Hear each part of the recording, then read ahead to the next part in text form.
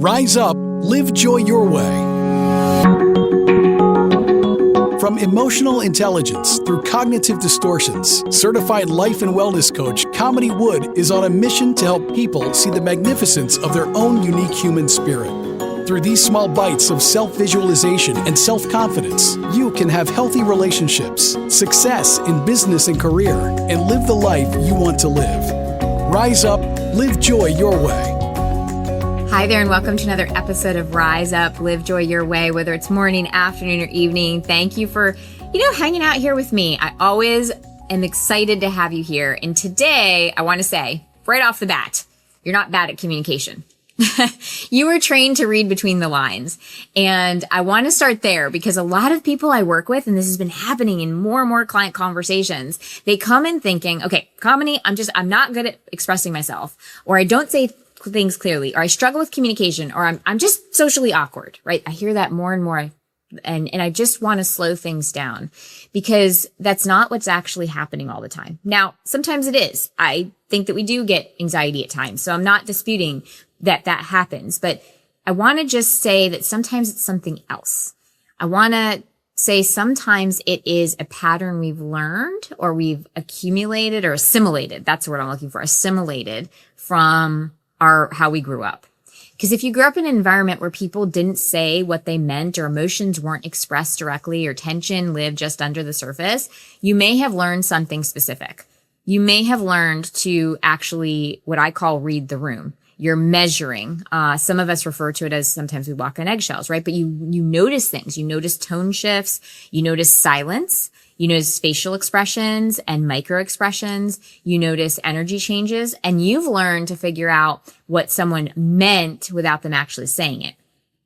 And that takes skill. But you know what? Here's the trade-off, because when communication is indirect, clarity doesn't feel safe. So you don't say things like, "Oh, I'm upset," or that hurt my feelings. Instead, you hint, or you soften it, or you wait for the other person to notice, right? I just want you to pause there, because I think I've done that many times too in the past, where I just wait for them to notice that maybe something bothered me. Or you just stay quiet altogether, because speaking directly feels like you're going to completely expose yourself, and it feels way too risky.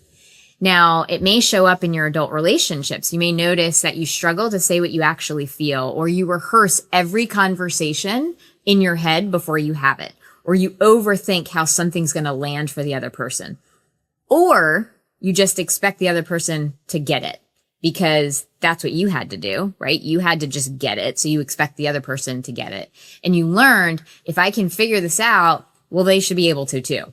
But what ends up happening is we end up disconnecting with the other person. And it also creates confusion.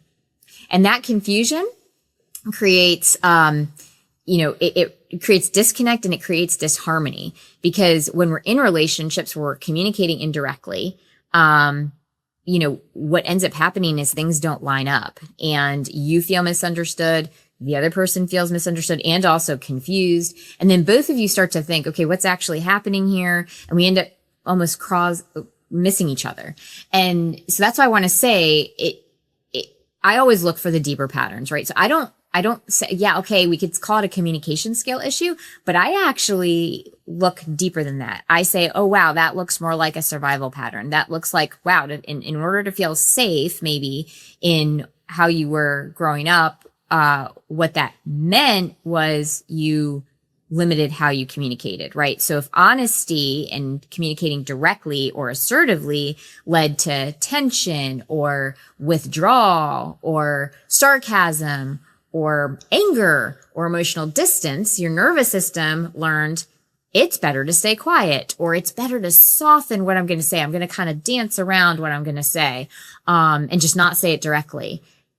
But those patterns don't just go away on their own, right? So it's important to ask yourself, do I say what I actually want to say? Do I actually communicate what I'm feeling? Or do I say what feels safest to say? Do I soft pedal it? Do I ask directly for what I need, or do I hope the other person kind of figures it out and picks it up? And when something's bothering you, do you address it, or do you just simply let it sit and be like, you know what, it's not a big deal right now. It's fine. But then eventually it just keeps building up, right? And this isn't about me saying to you, hey, I want you to become blunt overnight. Like just go from soft pedaling and not really saying anything to just blurting out everything. Because communication isn't about that either. Because there are communication skills, right? So the goal isn't just to start blurting out things, but it's learning that clarity is not the same thing as conflict. Right? We can say, okay, that doesn't feel good to me without it turning into something bigger. Or we can ask somebody like, hey, can we chat about this without it becoming a problem? Because the real work is rebuilding the self-trust and the trust in your own voice, and trusting that you can say something directly and you can stay grounded, even if the other person is having a response to it, and even if it feels really uncomfortable. And it's important that you hear this, right? You are not behind, and you're not just bad at communication. What it is that you've adapted to some of the experiences you've had, and you now get to shift how you want to show up, right? You can learn a different way of showing up, and you can shift that. So, I talk about this all the time, as a people coach. So I'm certified in helping people understand how communication works and better ways of communication, like how we present ourselves, how we're really showing up with the other person, how we are expressing ourselves, the nonverbals. We talk a lot about this in those communication skills, which is a huge part of this. However, it's also important to pay attention to your own nervous system. Communication skills are great, but if your nervous system is activated, the skills aren't going to get us where we need to be until we deal with what's going on with the nervous system. It's always about where's our nervous system state first, and then we can figure out what it is we figure out how to communicate it, and also what it is we want to say. If you'd like to chat with me about how coaching can help you with things like communication skills or anything else where you feel that you might be stuck or stagnant and want to move forward with in your life, whether personally or professionally, book a time to chat with me anytime at coachwithkamini.com. And until next time, stay well.